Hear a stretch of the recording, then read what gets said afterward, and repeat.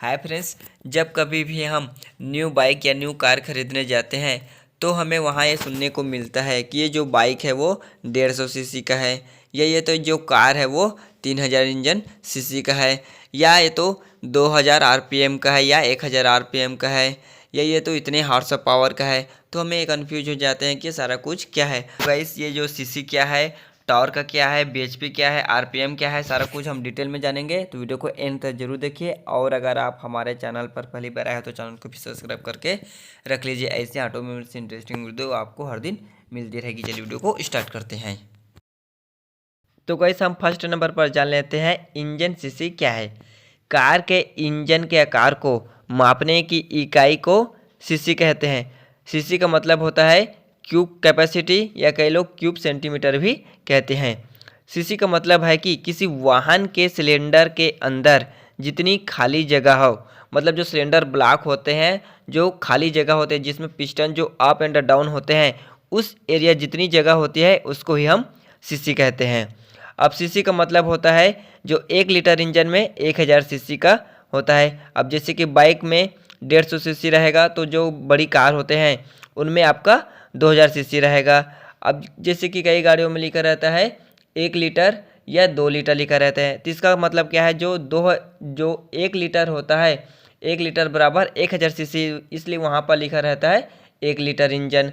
अब जो कि अब 2000 लिखेगा तो वहाँ पर बड़ी जगह हो जाएगा, इसलिए जो कारों में 1.2 लीटर या 2.5 लीटर ऐसा कुछ लिखा रहता है। 1 लीटर बराबर 1000 सीसी हो गया, तो 2 लीटर बराबर 2000 सीसी, और जहाँ पर 2.5 लीटर लिखा रहेगा वहाँ पर 2500 इंजन सीसी होगा।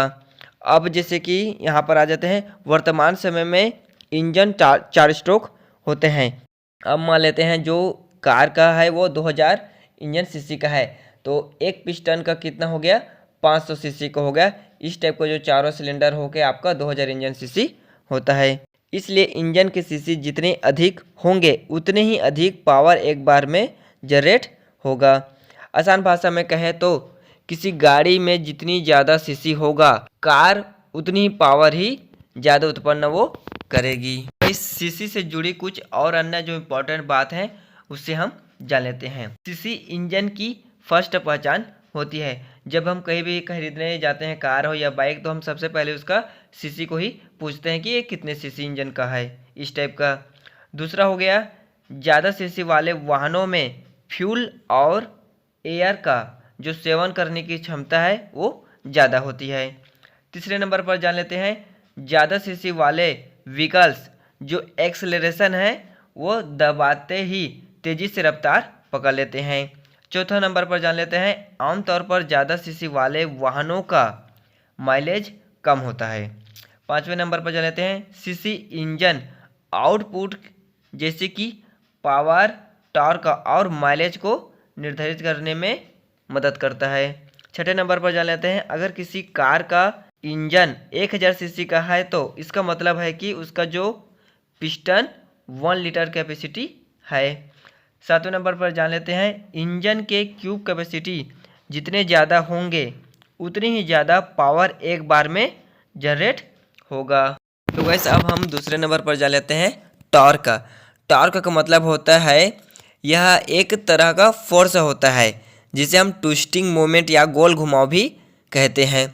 टॉर्क किसी वस्तु के अपने स्थान पर चारों ओर घुमाने, या जो फोर्स लगते हैं ट्विस्टिंग है, मोड़ने की जो प्रवृत्ति होती है, उसको ही हम टॉर्क कहते हैं। ट्विस्टिंग एंड फोर्स मेरे हिसाब से समझे तो इस फोर्स का काम किसी वस्तु को मोड़ने या घुमाने के लिए जो होने वाला बल होता है उसको ही हम टॉर्क कहते हैं। और टॉर्क का और आसान भाषा में समझे तो जितनी ज़्यादा टॉर्क उतनी जल्दी ही एक्सेलरेशन, जो भी गाड़ी में हो, कोई सा भी गाड़ी हो, जितनी ज़्यादा उसमें टॉर्क होगा उतनी ही जल्दी वो एक्सेलरेशन करेगा और उतनी ही फास्ट से जो उसका व्हील है वो घूमेगा।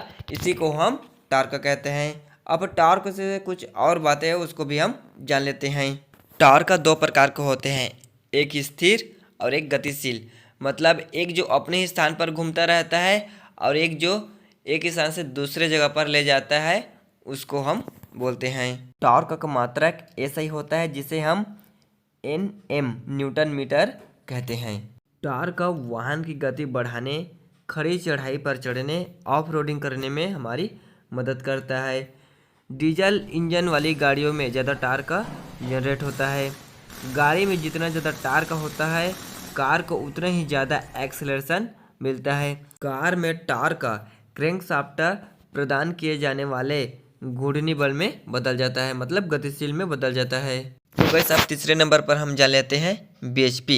bhp का मतलब होता है इंजन की स्पीड से, मतलब एक स्थान से दूसरे स्थान पर पहुंचाने पर जितनी स्पीड से, जितनी गति से हमें पहुंचाएगा उसको ही हम bhp कहते हैं। मान लेते हैं हम अपने घर से निकलते हैं कहीं पास के गार्डन से, जब हम अपनी गाड़ी में बैठते हैं और जितनी स्पीड से हमें जो पास के गार्डन पर या दूर के गार्डन पर जो पहुंचाएगा, जितनी स्पीड से, उस स्पीड को ही हम bhp या हॉर्स पावर कहते हैं। जिस गाड़ी में जितनी ज़्यादा हॉर्स पावर होगा वह उतनी ही स्पीड से वह गाड़ी तेज गति से दौड़ेगा। bhp का फुल फॉर्म होता है ब्रेक हॉर्स पावर। और एक चीज़ बता दूं मैं, एक bhp का बराबर होता है 745 वाट्स। तो गाइस जो bhp हॉर्स पावर, उसके जो कुछ इंपॉर्टेंट बात है वो मैं आपको बता दूं। पहले नंबर पर है आपका bhp को हम हॉर्स पावर भी कहते हैं। दूसरे नंबर पर है bhp कार को एक जगह से दूसरे जगह ले जाने में हमारी मदद करता है। तीसरे नंबर पर है कार के जितनी ज़्यादा bhp होगी उतनी ही तेज़ रफ्तार से वह चल सकेगी। चौथे नंबर पर है छोटी कारों में आमतौर पर 100 से 120 bhp की पावर होती है।